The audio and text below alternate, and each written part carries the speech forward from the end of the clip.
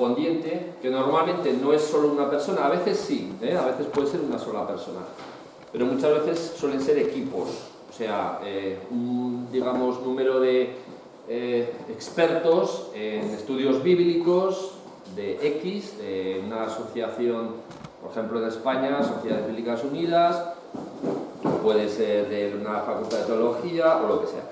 Y entonces le dan sus propios títulos teniendo en cuenta un poco lo que va a continuación para dividir la estructura, etc.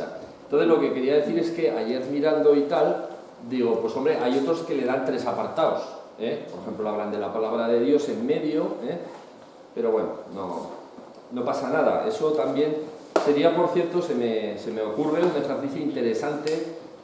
A mí me gusta mucho trabajar los textos, ¿no? Entonces, y creo que es muy buen ejercicio trabajar textos bíblicos también. Pues se me ocurre, o lo podéis hacer en vuestra casa, un ejercicio interesante, ver con este texto, que siempre insisto, que es así, ¿no? Que es un texto muy delimitado, un texto muy ceñido, de 31 versículos, a ver qué estructura le daréis vosotros, sería interesante también, ¿no? Pues coger, por ejemplo, la primera parte y subdividirla y ponerle un titulito a los diferentes apartados. Por ejemplo, ahora vamos a entrar en el 13 y dice: ¿quién enseñó al Espíritu de Jehová o le aconsejó enseñándole? Eso se refiere a la sabiduría de Dios, por ejemplo, ¿no? Un poco más adelante nos va a hablar de las naciones, el poder de las naciones frente al poder de Dios, o al revés, el poder de Dios frente a las naciones, ¿no? Después de los ídolos, hay como unos 3 versículos que hablan de eso, de la idolatría, y después al final acaba hablando de cuál es la fuerza que el Señor nos da en diferentes aspectos, a los jóvenes, a los adultos, podemos ser como un águila, etc. Bueno, pues también. Entonces, quizá eso sería objeto de un grupo más reducido, ¿no? No lo sé, por decir algo, vamos, de unos cuantos que dicen, vamos a hacer esto, a ver, y así lo entendemos mejor, nos queda todo muy esquematizado. Yo lo voy explicando, pero por el momento solamente tenemos estos 2 apartados, el incomparable Dios de Israel. Sin embargo, dentro de este hay varios temas. Hay fragmentos de la Biblia que son más de acción, Se me ocurre, por ejemplo, Hechos de los Apóstoles o del Antiguo Testamento, pues también, pues en Crónicas o en Jueces o en Números o en Levítico, hay apartados que también hay algunas veces que son de instrucciones o que son de costumbres o no sé cómo decir, ¿no? O de descripciones, muchas cosas. La Biblia es un compendio de estilos literarios. Pero este en concreto lo que tiene es el título que he puesto, que yo también me he inspirado en otras cosas, es confianza en Dios, ¿no? Porque esa sería un poco la clave, ¿no? Confianza, ¿no? Saber que Dios está ahí, que nos va a ayudar en tiempos de dificultad, como los que tenemos en nosotros. Entonces, a lo que iba, que este texto en concreto es un texto con riqueza, vamos a llamarla doctrinal, o con riqueza conceptual, o con riqueza de ideas que realmente el Señor nos está transmitiendo sobre la existencia, sobre la vida, sobre lo espiritual, ¿no? Y por eso lo he cogido también, porque da mucho de sí, ya lo estáis viendo, y además no solo es un texto que vaya un poco a su aire, sino que está muy incardinado, muy introducido dentro de todo lo que es la urdimbre, o sea, todo el tejido de la Biblia, ¿no? Todo lo que todas las costuras de la Biblia, ¿no? Tanto del propio Isaías, que ya veis que tiene muchas referencias, como de otras partes. Los propios, ya visteis, por ejemplo, que los evangelistas, los 4, citaban aquello de ser una voz en el desierto, etc., ¿no? Por ejemplo, o en otras partes de Job, de Zacarías, etcétera, etcétera. Bueno, entonces, el otro día nos quedamos en el 13 y tenemos ahí, siempre gracias a Andrea y el estupendo PowerPoint que nos hizo, y más que ha hecho también, que ya en su momento ya se verá. Bueno, ¿quién enseñó al Espíritu de Jehová o le aconsejó enseñándole? Yo, como esto es escuela bíblica, algunos me dicen, bueno, es que me hablan algo de predicación, tal. Digo, sí, todo acto de transmitir la palabra del Señor tiene algo de predicación, pero realmente esto no es la predicación en sí misma, ¿no? Es un poco el trabajar sobre la palabra. Y entonces yo también lo veo como más participativo, ¿no? O sea, ahí podríamos hablar de muchas cosas en cuanto a la forma de transmitir el mensaje, etcétera, etcétera. Lo que quiero decir con eso es que a mí me gustaría que vosotros también participaréis. Eso sí, no con monólogos, de decir, bueno, yo participo y ahora suelto mi mini prédica, mi microprédica. No, no, no es eso. Es aportar en un diálogo entre hermanos para esclarecer mejor lo que es el mensaje de la palabra. Por lo menos yo así lo veo, ¿no? Entonces yo os lo pongo en la mesa porque no, es lo único que hago. O sea, yo realmente no estoy haciendo otra cosa más que poneroslo más que en la mesa, en la pantalla, ¿no? Y a partir de ahí, pues cada uno lo que experimente a través del Espíritu con todo esto, pues que lo aporte si quiere, y si no, pues no pasa nada. Pero, por ejemplo, aquí la primera versículo es que es una pregunta. Entonces yo os voy a hacer la pregunta para ver qué me podéis responder, ¿de acuerdo? Ahí la tenéis, ¿no? ¿Quién enseña al Espíritu de Jehová? Hola, que os estoy enseñándole. A ver, ¿quién me podría responder a esto? ¿Alguien? Eso es... David, a ver, perdón, es que si levantáis la mano así yo sé, porque si no, pues... O después... Como acabas de decir que quién me puede responder... No, pero es que acaba de hablar él y tú al mismo tiempo, por eso... Me ha parecido una micro esto de segundo él, pero si quieres empieza tú. No, corre. No. Sí, habla, no. No, por aquí. Hermanos, Dios les bendiga a todos. Bendiciones. Yo entiendo que aquí el Señor le habla al pueblo, ¿verdad? En este caso a Israel, pero también nos habla a nosotros. De que quién más poderoso que Él y quién más sabio. ¿Quién le va a enseñar a Él si Él todo lo sabe? Él todo lo puede. Entonces no hay quien, porque no hay más grande que Dios. Así es. No hay nadie más Así es. superior a Él. Realmente es así, ¿no? Quiero decir, es una pregunta que tiene ya una respuesta que nosotros podemos entender, ¿no? Como seguidores de Jehová, como cristianos, y no hay más. O sea, ¿quién enseñó al Espíritu de Jehová? No hay nadie por encima del Espíritu de Jehová que pudiera enseñarle. Por tanto, Él lo sabe todo, desde el principio hasta el final y en todo momento. Ya está. Esto yo siempre me gusta hacer la traslación al mundo. Tú se lo dices a alguien del mundo y te dicen, bueno, pero a ver, pero los científicos, pero antes de eso, incluso creo recordar, no me acuerdo exactamente del foro, que dijeron, bueno, ¿y a Dios quién lo creó? Dijo alguien, ¿no? Sí, hay gente que dice esto, ¿no? No, es que Dios no es creado, Dios está ahí desde el principio. Entonces esto hay que tenerlo. Es que nosotros ya lo sabemos, o tal, pero lo tenemos que tener claro, ¿no? Porque siempre en la confrontación, digamos, dialéctica, conversacional, que en nuestro caso tiene que tener una raíz espiritual, pero también, pues cuando nos digan eso, no fue creado por absolutamente nadie, él estaba ahí desde el principio hasta el final. María Jesús. Pero el científico hace esa pregunta como diciendo, si Dios creó todo esto, pues nos ahorramos un paso y decimos que esto se ha creado solo. Eso es lo que dice el científico. Sí. Para no creer en Dios. Sí, esto se ha creado solo, claro, eso es lo que dicen ellos. De la noche a la mañana ha habido una especie, realmente el punto de vista científico yo creo que es el menos científico que hay, en ese sentido. ¿Cómo se puede crear todo sin más ni más? Es lo que dicen ellos. Oye, el Big Bang o otras formas, pero básicamente se refieren a esto últimamente, ¿no? De repente se monta todo, es como una fábrica de montaje que el coche ya sale hecho, ¿no? No se sabe cómo.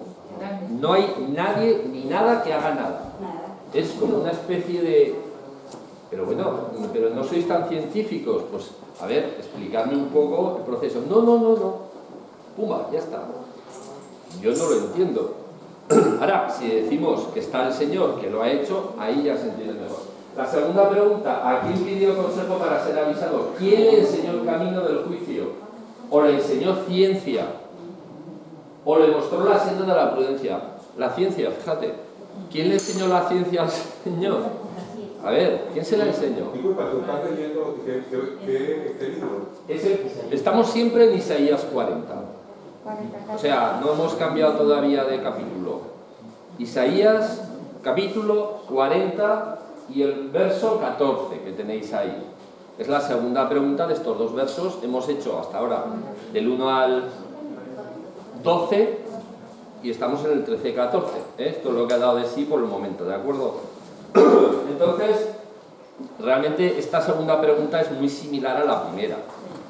No hay grandes diferencias, la respuesta en principio sería la misma, ¿verdad? Sí, porque él es omnisciente. Claro, omnisciente, exactamente. Lo puede todo, lo sabe todo y, por tanto, ahí no hay nadie que le enseñe. Él ya lo sabe, ¿no? Sin embargo, los científicos nos quieren enseñar, fijaros, no solo los científicos, sino los políticos también. Las leyes humanas nos quieren decir lo que tenemos que hacer y además encima no te escapes porque tal, ¿no? Sin embargo, nosotros tenemos otra fuente y le decimos, no, yo es que es lo que me diga Dios. O sea, es que Él hizo todo y Él lo sabe todo. Lo que me digas tú, vamos, que después pasado mañana me vendrá otro y me dirá otra cosa además. Muchas veces yo, cuando hay gente que les hablas de la palabra, de la Biblia, etcétera, y les mencionas un apartado y les dices, pues mira, esto es así porque se dice en la palabra, dicen, no, pero es que yo creo que eso, con eso no me quedo, con otras cosas sí. Digo, vale, bueno, y yo, por ejemplo, ¿tú qué piensas? ¿Que tengo que creerte a ti o la palabra que ha revelado el Señor? ¿No? Pues, Sí. es que... Andrea. Y lo otro que también hay que tener en cuenta es que nosotros creemos es un acto de fe, ¿no? O sea, Sí. digamos la ciencia, los científicos y eso también tienen un acto de fe para ellos porque dicen el Big Bang hizo una explosión y apareció todo de la nada. O sea, Eso de la es. nada Muy apareció bien. y ellos lo creen porque es su ciencia y bueno, tienen Sí. sus argumentos. Pero nosotros más allá de un acto de fe tenemos una relación, o sea, es una experiencia que hemos vivido con Dios, con el Espíritu Santo y con Jesucristo, que más allá de decir lo creemos porque es un acto de fe, hemos experimentado vivir con Él, todas las situaciones que hemos vivido, que hemos pasado, que hemos sentido su presencia directamente. Sí. Entonces, más que un acto de fe, es un constante vivir con Él, que podemos decirle a las personas, nosotros lo creemos, pero es que lo hemos vivenciado, ¿sí? Lo Sí. sentimos todos los días. Sí, la fe va acompañada de el sentido de esa fe, ¿no? Entonces es una fe que tiene lógica, porque hemos experimentado una serie de cuestiones, hemos conocido, podemos ver que hay unas explicaciones en cada una de las partes de la Biblia que además la propia ciencia va validando cada vez más. Pues el otro día hablábamos de los restos arqueológicos que van verificando que realmente eso sucedió así en los diferentes apartados, digamos, históricos que se nos narran en la Biblia. Es decir, que es una fe, pero no es una fe simplemente de decir sin más, sino que está muy bien cimentada, porque al ser Dios, ¿quién le enseñó ciencia? Nadie, porque Él es la ciencia en realidad. O sea, la ciencia es Dios. Entonces, los científicos lo que hacen es, como tú muy bien dices, un acto de fe personal suyo, pero contrario al propio Dios, o sea, al Dios auténtico. Con lo cual, al final, y después viene un apartado que a mí me encanta, en Isaías 40, bueno, todos me gustan, pero ese especialmente, realmente me atrae mucho, ¿no?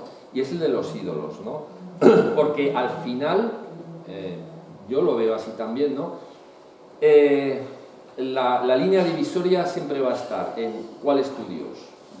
Jesús de Nazaret, su Padre Jehová y el Espíritu Santo, u otro. Para los científicos es otro. Entonces, ahí ya lo tenemos claro, nosotros como cristianos, ¿no? Es decir, ahí existe una idolatría. Por tanto, cuando hay una idolatría, hay un Dios falso. Por tanto, eso es desechable. En el caso de los católicos, no me gusta tampoco criticar ni tomar por generalidad cosas que a lo mejor puede haber personas que no sé, en fin, ellos sabrán, pero mezclan, es lo que quería decir muchas veces.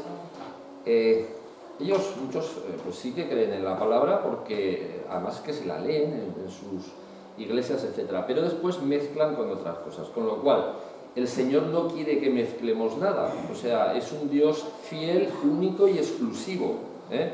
Esto hoy en día tampoco funciona mucho porque tú tienes una pareja, pues bueno, pues pasado mañana puede ser que no la tengas, o que al mismo tiempo no sé qué, etcétera, etcétera, ¿no?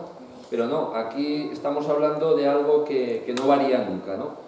Entonces, hay mucha gente que dice, bueno, yo no renuncio a Dios, que habría que ver también de que Dios habla muchas veces, pero al mismo tiempo, todo lo que es el mundo, la carne, todo lo que, incluso otros ídolos, no sé, pues X, yo qué sé, el fútbol, el dinero, la fama, etcétera, etcétera, pues eso también, ¿no? O sea, si tú estás con un ídolo no puedes estar con el Señor, ¿no? Y después hay muchos ídolos, ¿no? Pero eso no se entiende. De hecho, ayer estábamos comentando en casa, y ya digo que es que no quiero tampoco, pero bueno, el Papa, Oye, Lutero, nosotros somos seguidores inicialmente de todo lo que pasó en la Iglesia Reformada con Lutero, ¿verdad? Lo de Lutero, una de las cosas era pues, el poder papal, esto es así. Entonces el Papa actual, que ya sabemos quién es, pues que si los budistas, los musulmanes, los hinduistas, todos son buenos, todos son no sé qué, todos buscan a Dios. No, pero es que buscan a un Dios que es un ídolo, o sea, por favor. Bueno, disculpa, ¿y puede dar un concepto acerca de lo que es ser protestante? Bueno, sí lo puedo dar, pero vale. Pues para mí es un cristiano reformado que se atiene a los orígenes de la Iglesia tal y como se fundó en su momento por Jesucristo y sus apóstoles, y que no ha pasado por todo el proceso de hacer una institución que se ha alejado del mensaje bíblico, y que esa institución además tiene un jefe que es al que hay que creer como intermediario hacia Dios. Es un hombre, no puedes creer a un hombre, sino que la relación tiene que ser directa. Y a partir de ahí, pues es que es muy sencillo. Yo el protestantismo lo que protesta es contra, porque la Iglesia católica básicamente, y otras también, podríamos hablar de la ortodoxa, de otras, pero básicamente lo que dice es, sí, no niega la palabra de Dios, cuidado, no la niega, pero es que pone por encima su interpretación, que es la tradición, por un lado, y la doctrina. Entonces, nosotros no podemos creer algo que está por encima de la propia palabra. Con lo cual, pues ellos a veces, según qué cosas, te dicen, no, es que lo que decimos nosotros es lo que vale. De hecho, acostumbran a las personas muchas veces a creerlos a ellos más que a la propia palabra. Si preguntáis muchas veces a... No todos, digo que ahí habría que también distinguir y tal. Pero muchos católicos, porque lo diga la Iglesia, ya está. Entonces, la Iglesia no es la depositaria de la verdad. Sí que lo es espiritualmente, pero eso es una revelación, digamos, ¿no? Entonces, no lo puedes plasmar o no lo puedes poner ahí y después decir, pero es que la palabra, eso tienes que entenderlo según te decimos nosotros que estamos ahí. A mí es una de las cosas que realmente me da alegría de ser un cristiano, que yo mismo tengo mi relación con el Señor, y después un hermano pues tendrá la suya y estamos todos en el mismo cuerpo. Pero si hay un pastor que me dice una cosa que yo veo que no está en la palabra o que no tiene que ver con el Señor, yo no le voy a hacer caso al pastor, lo siento mucho, porque es que primero está lo primero. Y entonces la Iglesia Católica es eso, es decir, sacerdote y después lo otro. Por eso la gente muchas veces, y tampoco les promueven que lean la Biblia. De hecho, hasta hace poco la Biblia estaba en latín, cosa que no entendía más que muy poca gente. Hasta 4 días las misas eran en latín, incluso hay algunas que siguen haciéndola. Entonces, alejar del pueblo, sí, ahí la tenemos, pero no la leáis mucho.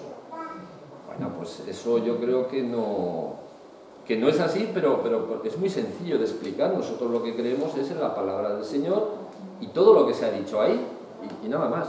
No sé si con eso te contesto más o menos. No, lo pregunto porque somos una iglesia y hay quienes quieren saber algo y no lo dicen, entonces yo lo digo para que lo digan. Pues sí, no, estupendo. Bueno, entonces, este asunto que estábamos, vamos a avanzar un poquito. Todas estas preguntas, la respuesta es nadie. No enseñó nadie al Espíritu de Jehová porque realmente él ya estaba enseñado, ¿no? Dando un poquito de unas pinceladas más históricas, en la época en la que se escribe, bueno, unos hablan del siglo VI, otros antes de Cristo, otros del 8, depende, ¿no? Dios está por encima de los sistemas religiosos, pero en Babilonia, por ejemplo, había un dios llamado Marduk. En Grecia estaba Zeus, en Egipto estaba Ra, ¿verdad? Pero este dios Marduk, en Babilonia, porque todo esto se centra mucho cuando los israelitas fueron a Babilonia, digamos que fueron cautivos de ese sistema, que era un sistema básicamente pagano, del que se tenían que liberar. También está Daniel, que habla bastante de eso, etc. Y entonces este dios Marduk que tenían no era el único, había otros también. Para actuar necesitaba el consejo de los otros, como un presidente cuando consulta a sus ministros. Dios no necesita a nadie, nuestro Dios es él mismo y él lo hace todo, no necesita que le diga ni otro Dios menor ni nada, ¿no? Otra cuestión es que en el mundo antiguo, cuando una nación derrotaba a otra, porque Israel fue derrotado en realidad por el imperio persa y por Babilonia, ¿no? Bueno, pues eran muy religiosos, o por lo menos en el sentido espiritual, aunque estuvieran equivocados en el Dios al que adoraban, pero la cultura estaba muy dominada por el tema religioso, digamos, ¿no? Entonces, cuando una nación dominaba a otra, se entendía que los dioses de la nación poderosa, dominante, vencían a los dioses de la otra nación, ¿de acuerdo? Entonces, ¿qué podíamos pensar? Pues que los dioses babilonios habían vencido al Dios de Israel, ¿de acuerdo? Sin embargo, como que eran superiores por haber sido conquistados militarmente, ¿no? ¿Venció Marduk a Yahvé? No. Dios seguía protegiendo a su pueblo, pero lo estaba sometiendo a una prueba.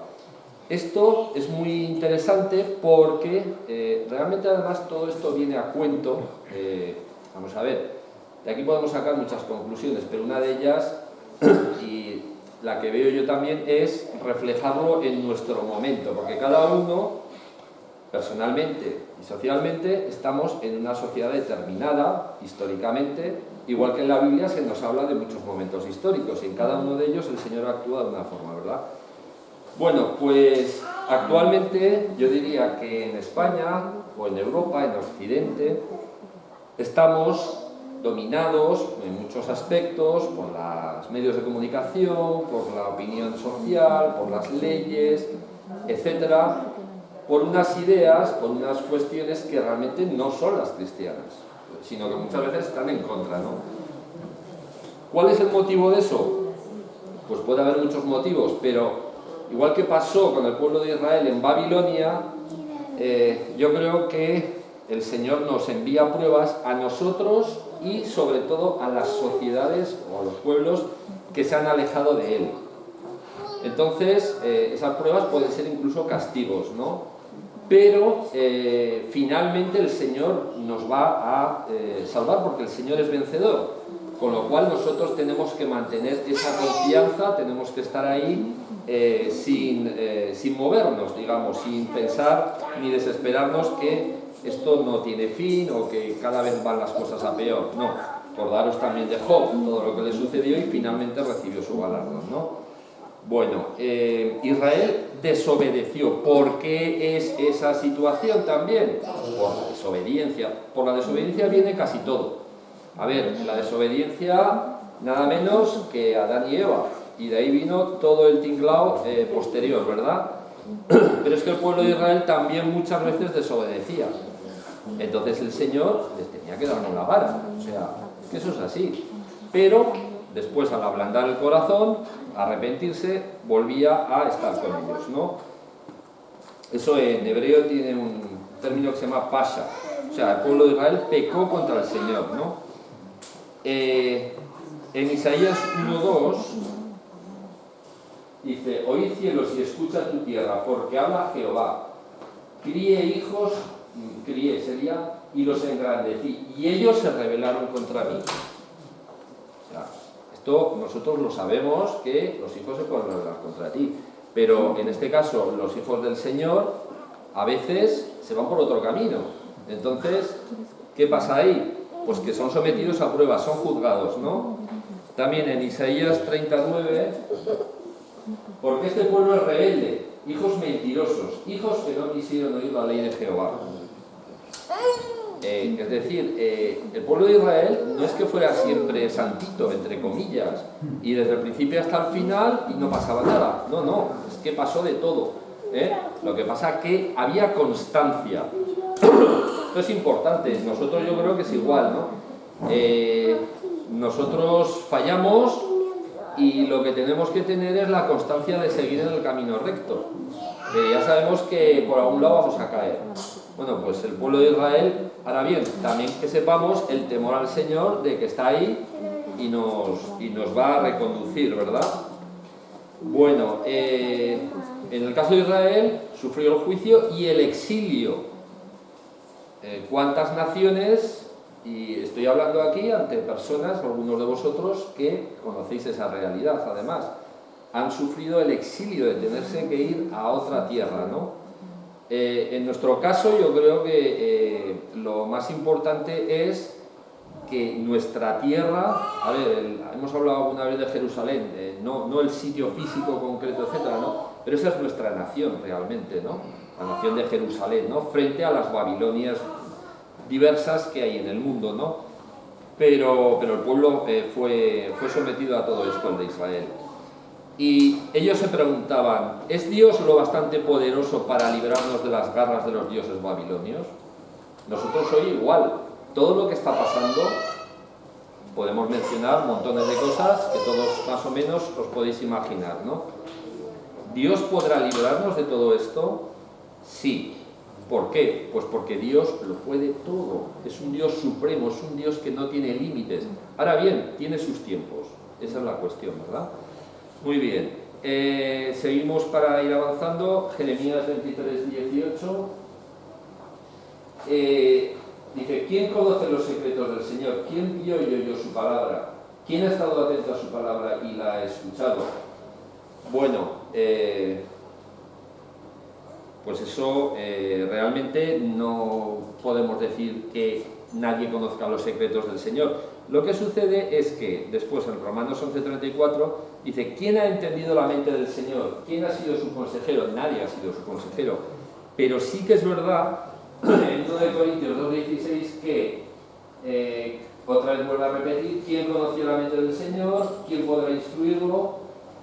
Nadie puede instruirlo al Señor. Sin embargo, nosotros tenemos la mente de Cristo. Es decir, que al estar en Él y en su Hijo, que es lo mismo que el Padre, o a partir del Hijo vamos al Padre, realmente nosotros tenemos esa mente. Esto es lo maravilloso de ser seguidores, de ser discípulos del Señor, ¿no? Que nosotros podemos participar de esa mente, y cualquier persona, sencilla o no sencilla, porque yo creo que no hay que discriminar. Fijaros lo que voy a decir, y lo digo un poco por lo que me toca, ¿no? Yo no discrimino ni al que no tiene estudios ni al que los tiene. Cuidado, porque hay gente que discrimina al que no tiene por no tenerlos y al que tiene por tenerlos a veces. Cuidadito con esto. Ninguno hay que discriminar, siempre que estén en el Señor. Y entonces el estar en el Señor es lo que realmente te da esa sabiduría. Y si hay un científico premio Nobel que no está en el Señor y tú no tienes estudios, tú vas a tener más sabiduría que ese premio Nobel. Ahora bien, si ese premio Nobel está en el Señor, pues tú tendrás la misma sabiduría que él espiritualmente. Y desde el punto de vista de, no sé si es física, por ejemplo, que yo no tengo ni idea, pues tendré que reconocer que ese señor sabe mucho más de física y que puede hacer esto, lo otro y lo demás allá, ¿verdad? Pero nosotros tenemos la mente de Cristo. Esto es la frase clave, creo yo, de todo esto. Es decir, el Señor lo sabe todo, nosotros no podemos penetrar en todos sus secretos, pero sí que tenemos su mente espiritual y eso nos da un acceso. En un momento determinado el Señor puede hacer cosas milagrosas, porque realmente decíamos, el cristianismo, nuestra fe, tiene lógica, tiene sentido, es algo que tiene que ver con la ciencia, pero al mismo tiempo también la traspasa. Es decir, han sucedido cosas y siguen sucediendo que no son científicas en el sentido de que no responden a las leyes de la naturaleza tal y como las conocemos. O sea, sanaciones, milagros, hechos, digamos, más allá de lo que nosotros podemos entender. Y ahí también el científico no le podemos decir, bueno, pues todo está explicado, sí, es verdad, toda la naturaleza tiene tal, pero hay cosas que solo el Señor las sabe, o sea que digamos que la parte de Él que nosotros no alcanzamos, eso ni lo alcanzamos nosotros, ni lo alcanzará ningún científico, ni nadie, ¿no? Y el Señor puede provocar cosas y es lo que realmente a nosotros también nos da la fuerza, saber que en un momento determinado todo lo que está sucediendo va a tener una solución, va a tener un desenlace y que nosotros además ya estamos salvos, ¿no? Muy bien, bueno, pues vamos a ir acabando con una parte que tiene mucha relación también con esto, que es Job 38. Entonces, a ver, ahí está. Es un capítulo entero, entonces, teniendo en cuenta un poco ya el tiempo que tenemos, etcétera, yo lo único que voy a hacer es intentar leerlo un poquito rápido para que nos quede la idea de este capítulo de Job, que tiene que ver con, dice muchas cosas, ¿verdad? El Señor, todo lo que hizo, por un lado, y por otro lado, Job estaba ahí esperando, pero esperando en un Dios omnipotente, un Dios que lo podía todo, ¿no? Entonces, realmente, aunque él se desesperaba, yo creo que esto es un poco, además es que es humano, o sea, si nosotros no nos desesperamos para nada, si estamos ahí como estatuas todo el día, pues a lo mejor podemos conseguirlo, ¿no? Pero yo creo que también es normal que sintamos a veces intranquilidad por los acontecimientos, porque también hay que reaccionar, ¿no? Y si vemos algo, pues, decir, hombre, pero es que esto no es así, es que tal. Ahora, después acto seguido o tal, pues decir, bueno, realmente esto va a ser solucionado, ¿eh? Entonces yo tengo que estar ahí, pero de forma valiente también, ¿no? No diciendo, bueno, esto lo dejo ahí a un lado y yo me quedo en casa y no quiero saber nada. A ver, hay que enfrentarse también, ¿no? Espiritualmente y con todos los medios a nuestro alcance a lo que tenemos que digamos que es enemigo de nuestro Dios, ¿no? Bueno, pues en Job 38 se habla un poco de todo esto, referente a qué es lo que sabe Dios y qué es lo que ha hecho Dios, ¿no? Si os parece, lo leemos un poquito rápido. Hay alguna parte que está más destacada, pero bueno, es un capítulo relativamente amplio, ¿no? Vale. Y con eso acaba, pero vamos a, si os parece, hablarlo un poquito para que nos quede al menos esa idea, ¿no? Vale. Jehová convence a Job de su ignorancia. Claro, porque muchas veces pensamos, no, es que yo ya sé lo que va a pasar, yo ya sé esto, lo otro, lo demás allá. Ayer había me vienen cosas más recientes, ¿no? Un hermano, de Gedeones, que hablaba de un tema, yo no le dije nada, pero era de unas personas que estaban enfermas y decía, mira, yo ya sé lo que les va a pasar porque yo siento una cosa, que tal, que cual. Bueno, puede ser, porque ya otras veces tal, pero realmente tenemos que partir de nuestra ignorancia. A lo mejor a nosotros nos parece que sabemos, pero que sabe es él. O sea, entonces, bueno, pues no te digo, porque a veces también hay gente que dice, es que yo ya sabía que iba a pasar y tal. Bueno, pues muy bien, enhorabuena, pero realmente Jehová es el que sabe y nosotros estamos ahí un poco a ver, ¿no? a lo que Jehová nos diga, ¿no? Entonces, vamos, Andrea, tú que lees bien, venga, léenos un poquito si no te importa. Vale. Jehová convence a Job de su ignorancia. Entonces respondió Jehová a Job desde un torbellino y dijo: ¿Quién es ese que oscurece el consejo con palabras sin sabiduría?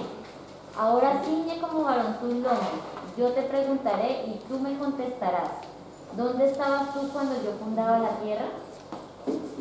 Házmelo saber si tienes inteligencia. ¿Quién ordenó sus medidas, si lo sabes? ¿O quién extendió sobre ellas su cordel? ¿Sobre qué están fundadas sus bases? ¿O quién puso su piedra angular cuando alababan todas las... Perdona, la respuesta a todo eso es Yo. Jehová, está claro, ¿no? Claro.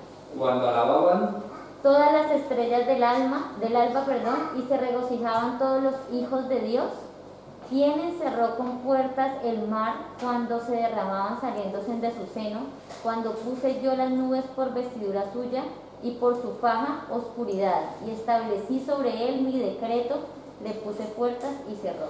este pasaje es muy bonito porque realmente es una recreación del Génesis, que yo creo que está más extenso incluso casi que el Génesis, pero nos dice lo mismo dando más detalles, ¿verdad? Es muy bonito por eso. Seguimos pues Y dije, hasta aquí llegarás y no pasarás adelante. Y eso se lo dice pues al mar, ¿no? Que sí, le puso, al mar. que le puso el cerrojo, sí. Eso es. Y ahí parará el orgullo de tus olas. ¿Has mandado tú a la mañana en tus días? ¿Has mostrado al alba su lugar para que ocupe los fines de la tierra y para que sean sacudidos de ella los impíos? Bueno, otra vez la respuesta vuelve a ser: ¿has hecho tú eso? No, lo he hecho yo, Jehová, ¿verdad? Claro. Eso es. Ella muda luego de aspecto como barro bajo el sello, y viene a estar como con vestidura.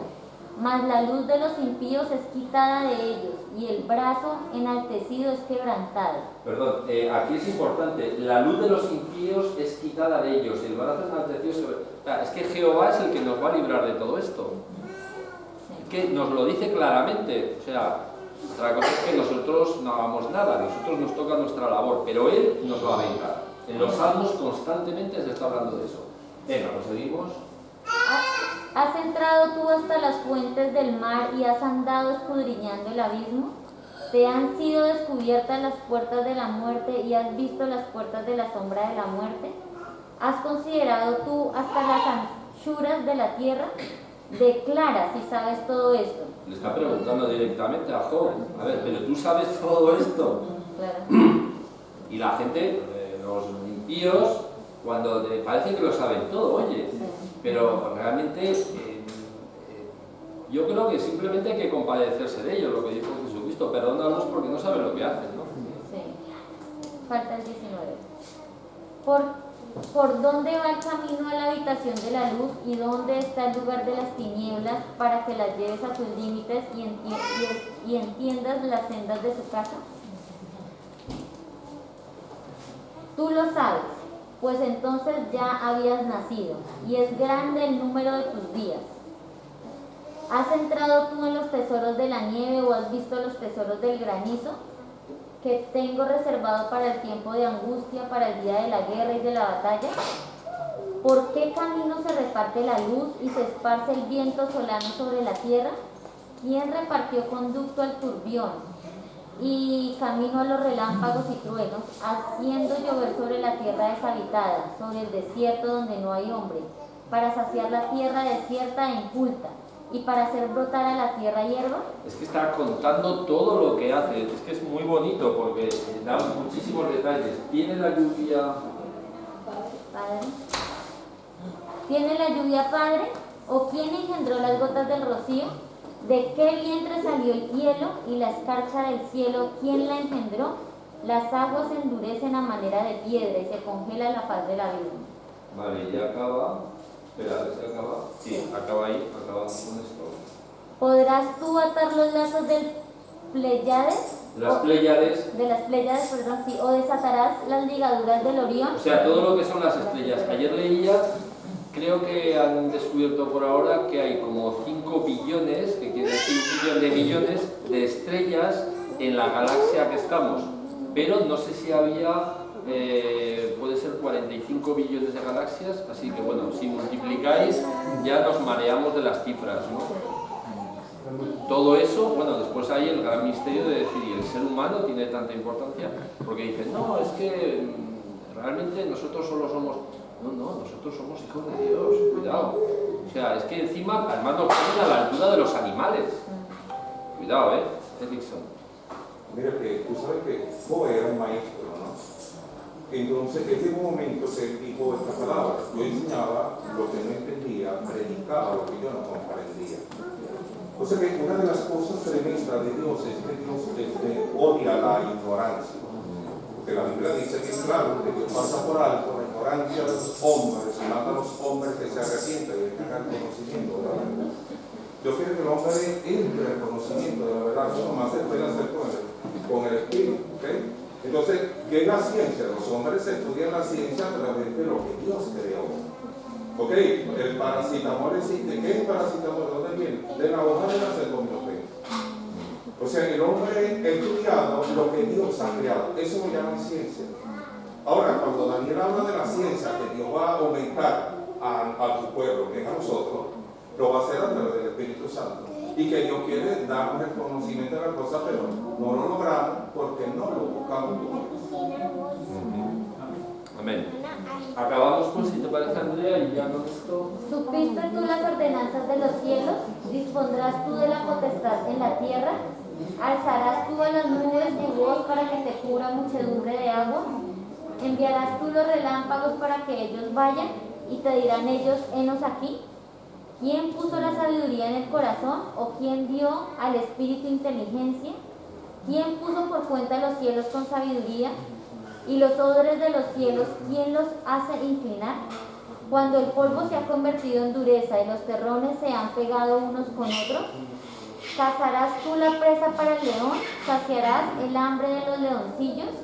Cuando están echados en las cuevas o se están en sus guaridas para acechar, ¿quién preparará al cuervo su alimento cuando sus polluelos claman a Dios y andan errantes por falta de comida? Todo absolutamente está, digamos, movido por él, ¿no? Sin embargo, se dirige a Job porque Job tiene una crisis por la prueba que está pasando, que el propio Señor le está, digamos, poniendo para ver hasta dónde llega su fe.